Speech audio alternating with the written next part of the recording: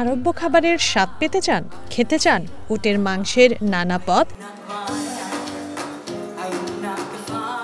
তাহলে চলে যেতে হবে হোটেল ওয়েস্ট ইনের টেস্ট অফ আরাবিয়ার ফুড ফেস্টিভ্যালে।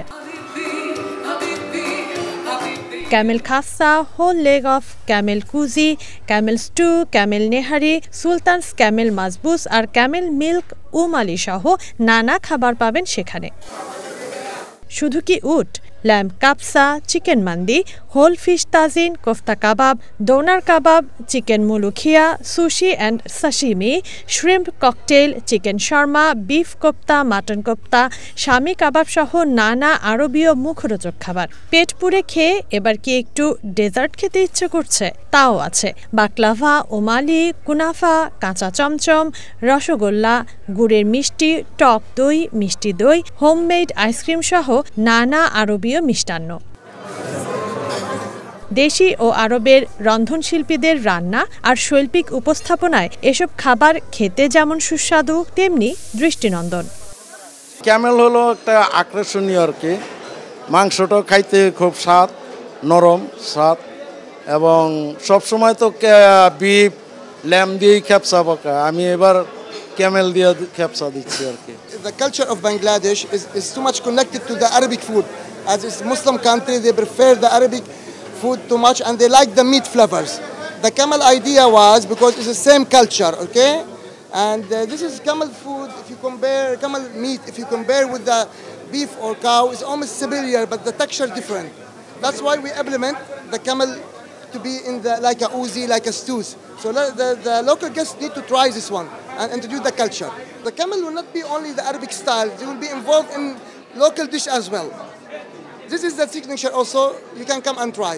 দ্য ওয়েস্ট ইন ঢাকা এবং শেরাটন ঢাকার গণসংযোগ কর্মকর্তা জানান, রমজান সামনে রেখে এই আয়োজন সাড়া ফেলবে এদেশে। আমরা সবসময় চেষ্টা করি আমাদের যারা কাস্টমার আছেন এবং কনজিউমার আছেন নতুন কিছু দিতে।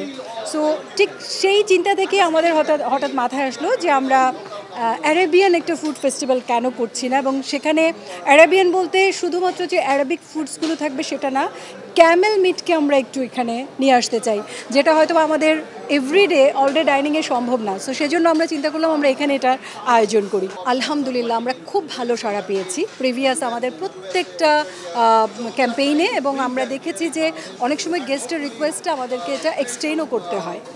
সো ইনশাআল্লাহ এবারও আমরা সাড়া পাবো। এ সময় ওমানের রাষ্ট্রদূত বলেন, এই আয়োজনের মাধ্যমে আরব বিশ্ব এবং এদেশের খাবারের স্বাদের আদান প্রদানের সুযোগ তৈরি হলো।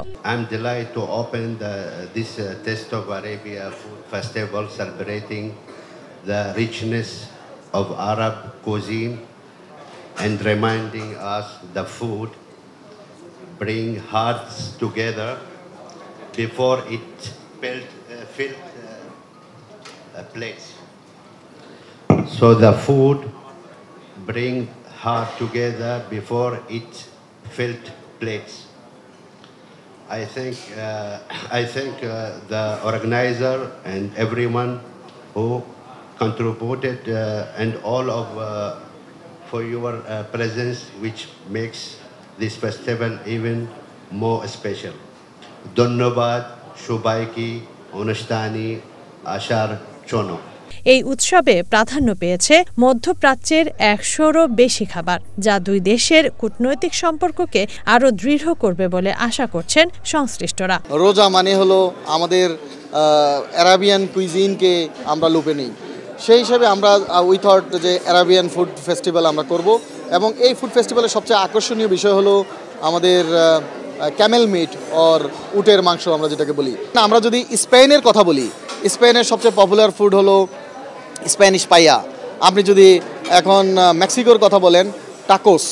সো বাংলাদেশি এরকম ফুডের মধ্যে আমি দেখি বাংলাদেশি হিলসা ফিশ, কিন্তু it is very tough to eat hilsa by foreigner, কারণ হলো এর মধ্যে বোন থাকে।